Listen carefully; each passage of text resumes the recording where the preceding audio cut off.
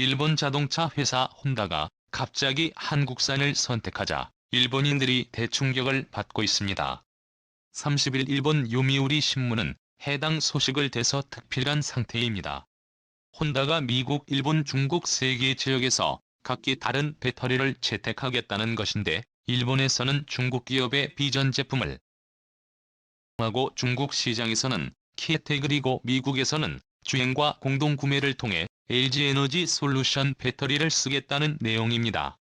그런데 여기서 자국 배터리를 버릴 수밖에 없었던 놀라운 내막이 드러나 화제가 되고 있습니다.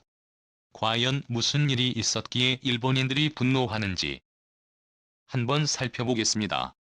혼다는 2030년까지 신차 판매 100%를 전기차로 전환하겠다는 계획을 세운 바 있습니다. 토요타에게 하이브리드 주도권을 내준 지오레에게 전기차에서 승부를 보려 했던 것입니다. 이를 위해 2020년 자동차 경주대회인 포뮬러1 F2에서도 철수를 선언한 바 있습니다. 그동안 엔진에 혼다냐며 의사됐지만 내연기관의 종말을 예상했던 것입니다. 혼다가 한부는 LG와 합작전지 공장을 건설하는 것도 선택사항 중 하나라는 말까지 했습니다. 지분 공장 용지는 아직 확정되지 않았지만 40기가와트씩 규모가 될 것이란 분석입니다. 이는 고성능 순수 전기차를 기준으로 매년 60만 대를 생산할 수 있는 규모입니다. 금액으로 따지면 4조 원에 달하는 물량을 생산하는 것입니다. 혼다와 GM은 전기차 부품의 과반을 공유하기로 한 상태입니다. 2024년까지 선보일 전기차 2종에도 얼티원 배터리가 탑재될 예정입니다. 얼티원 배터리는 LG에너지 솔루션과 주융합 작사가 개발 중인 제품입니다. 그리고 2209년까지는 LG 배터리를 탑재해 SUV나 중소형 전기차를 내놓겠다는 계획을 밝히고 있습니다. 혼다는 일본인들의 반발을 예상해 차세대 전진정보체 전진엔 20년대 후반 실용화하겠다는 말을 덧붙인 상황입니다. 해당 소식을 접한 일본인들은 5,000개가 넘는 댓글로 분통을 터뜨리고 있습니다. 일부 반응을 보면 같은 성능이라면 한국 제품이 일본보다 싸다. 반도체와 같은 전철을 밟는 것 같다. 가전은 안 되더라도 전지는 괜찮다더니 A 기술도 도둑맞아 완전히 끝났다. 일본 제조업은 없어질 거야. 역시 전지 분야는 한국과 중국이 강해 어쩔 수 없었겠지만 파나소닉 제품을 쓰면 안 된다. 요즘 유화사라는 이름은 전혀 보이질 않네. 투자 규모에서 한국에 밀린 것인가. 이렇게 한국에게 완전히 무너진 상황을 한탄하는 것을 볼 수 있습니다. 업계에서는 자국 중심으로 폐쇄적인 부품망을 구축한 일본 완성차 업체가 한국 배터리사와 협력에 나선 것은 전례가 없는 일이라며 놀라워하고 있습니다. 지금까지 토요타와 닛산, 파나소닉이나 맥 등 일본 업체와 손잡고 배터리를 수급한 바 있습니다. 혼다 또한 2008년 일본 기업 주에 수위와 사와 배터리 합작사 브루에너지를 세운 바 있습니다. GS에 와서는 100년 역사를 가진 일본 배터리 회사 두 곳이 합병해 2004년 탄생한 회사입니다. 현재는 잘 알려지지 않았지만 당시만 해도 전 세계 배터리 점유율 7%를 보인 3위 업체였습니다. 하지만 GS 이화사의 황당한 성능이 부각되며 함께했던 기업들은 최악의 상황을 맞고 있습니다.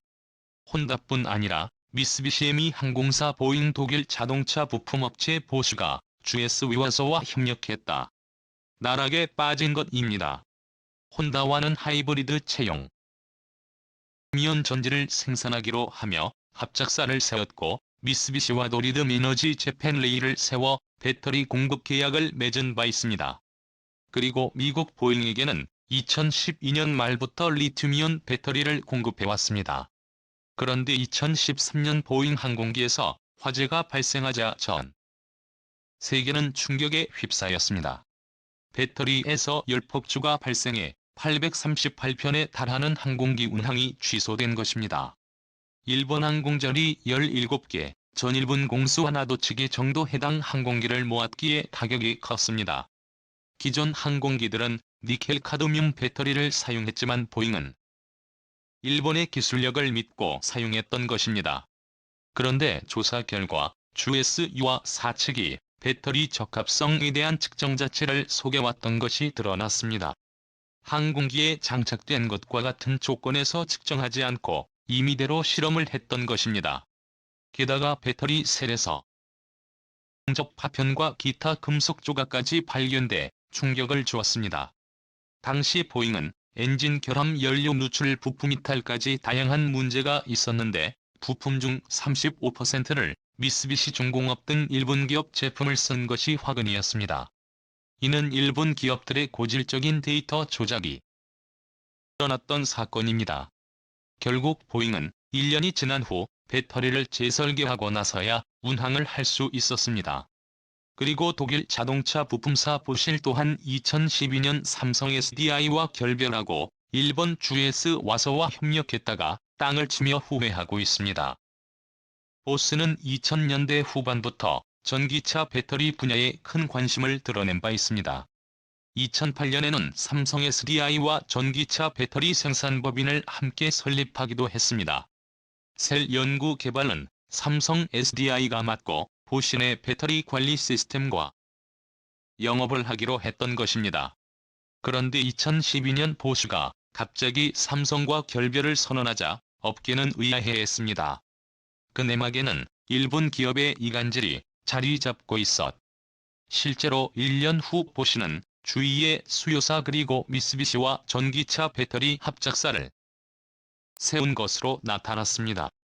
보쉬가 지분 50%를 차지하고 GS 여사와 미쓰비시가 각각 25%를 나눠 가진 것입니다. 보쉬 회장은 삼성과는 전략적 차이가 있었기 때문에 결별을 선택했고 새로운 배터리 기술 개발에 있어 적합한 곳으로 일본 업체를 발굴했다는 언급까지 했습니다. 즉 일본 기업과 함께 한국을 능가해 버리겠다고 선언한 것입니다. 그들은 2021년을 목표로 차량용 리튬이온 전지 개발에 뛰어든 바 있습니다.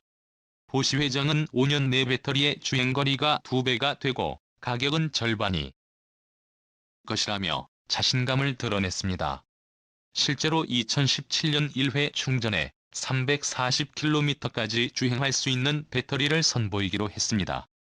그리고 2018년에는 헝가리의 배터리 공장 건설 계획까지 밝혔죠. 하지만 그들이 웃을 수 있었던 것은 딱 거기까지였습니다. 그들은 한국과의 경쟁에서 완전히 밀렸고 2020년 들은 합작사까지 접어버렸던 것입니다. 결국 GC와서는 에너지 저장 장치의 SLS와 하이브리드 차용 배터리의 생산에만 집중하겠다고 밝힌 상태입니다. 삼성과 지속했다면 상당한 경쟁력을 얻겠지만 보쉬가 썩은 동아줄을 잡았던 것입니다. 실제로 삼성 SDI의 매출과 영업이익은 매년 가파르게 치솟고 있는 것을 혼다 또한 이런 이유로 GS와사와 함께하지 못하고 한국 업체를 택한 것입니다. 현재 혼다는 북미 시장에서 현대 기아차의 선전에도 대충격을 받고 있습니다. 지난해 현대 기아차가 미국 시장 진출 35년 만에 혼다를 제쳐버렸기 때문입니다. 미국 내 판매 순위는 토요타 주연 보드와 스텔란티스였고 현대 기아차가 5위였습니다. 현대 기아차는 물류대란 속에서도 149만 대를 판매해 역대 최대 기록을 세운 상황입니다.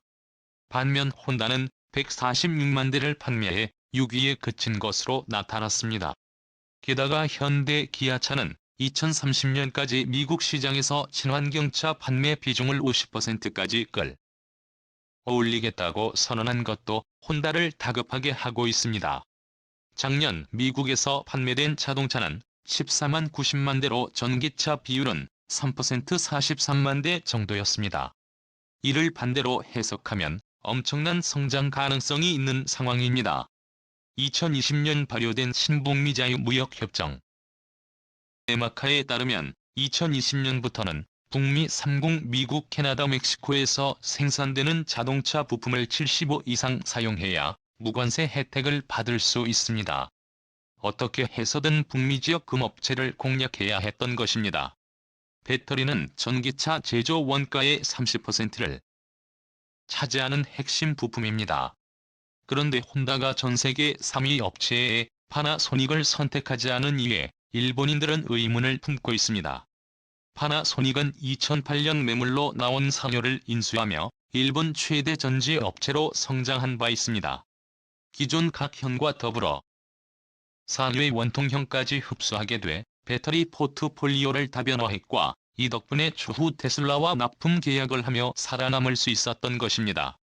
하지만 한국에 비해 보수적인 투자로 테슬라 외에 이렇다 할 거래선을 확보하지 못하고 있습니다.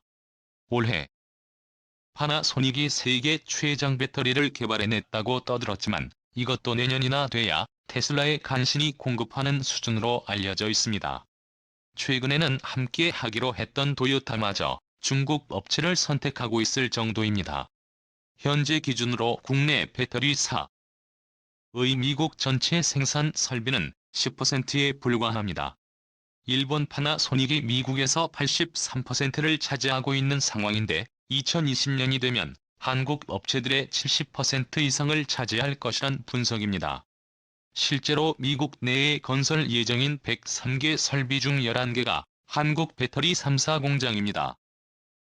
완성차 빅3와의 합작 투자 금액은 27조 원으로 연 400만 대를 생산할 수 있습니다. 혼다는 북미 시장에서의 목표 달성을 위해 한국 업체를 선택할 수밖에 없게 된 것입니다. 미윤 배터리는 무겁고 발화에 우려가 있어 수송비가 높습니다. 배터리 공장을 전기차 생산 거점에 짓는 것이 최근의 트렌드로 자리 잡혀 있습니다.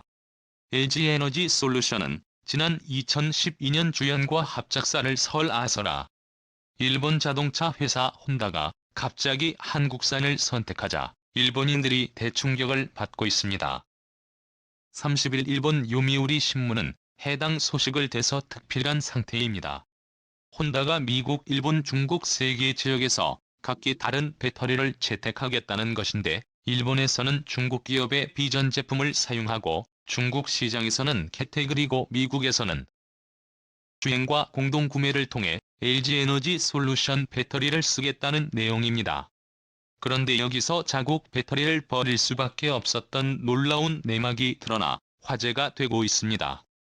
과연 무슨 일이 있었기에 일본인들이 분노하는지 한번 살펴보겠습니다. 혼다는 2030년까지 신차 판매 100%를 전기차로 전환하겠다는 계획을 세운 바 있습니다. 도요타에게 하이브리드 주도권을 내준 지오레에게 전기차에서 승부를 보려 했던 것입니다. 이를 위해 2020년 자동차 경주대회인 포뮬러1 F2에서도 철수를 선언한 바 있습니다. 그동안 엔진에 혼다냐며 의사됐지만 내연기관의 종말을 예상했던 것입니다. 혼다가 한 분은 LG와 합작전지 공장을 건설하는 것도 선택사항 중 하나라는 말까지 했습니다. 지분 공장 용지는 아직 확정되지 않았지만 40기가와트씩 규모가 될 것이란 분석입니다. 이는 고성능 순수 전기차를 기준으로 매년 60만 대를 생산할 수 있는 규모입니다. 금액으로 따지면 4조 원에 달하는 물량을 생산하는 것입니다. 혼다와 GM은 전기차 부품의 과반을 공유하기로 한 상태입니다. 2024년까지 선보일 전기차 2종에도 얼티원 배터리가 탑재될 예정입니다. 얼티원 배터리는 LG에너지 솔루션과 주융합 작사가 개발 중인 제품입니다. 그리고 2209년까지는 LG 배터리를 탑재해 SUV나 중소형 전기차를 내놓겠다는 계획을 밝히고 있습니다. 혼다는 일본인들의 반발을 예상해 차세대 전진정보체 전진엔 20년대 후반 실용화하겠다는 말을 덧붙인 상황입니다. 해당 소식을 접한 일본인들은 5,000개가 넘는 댓글로 분통을 터뜨리고 있습니다. 일부 반응을 보면 같은 성능이라면 한국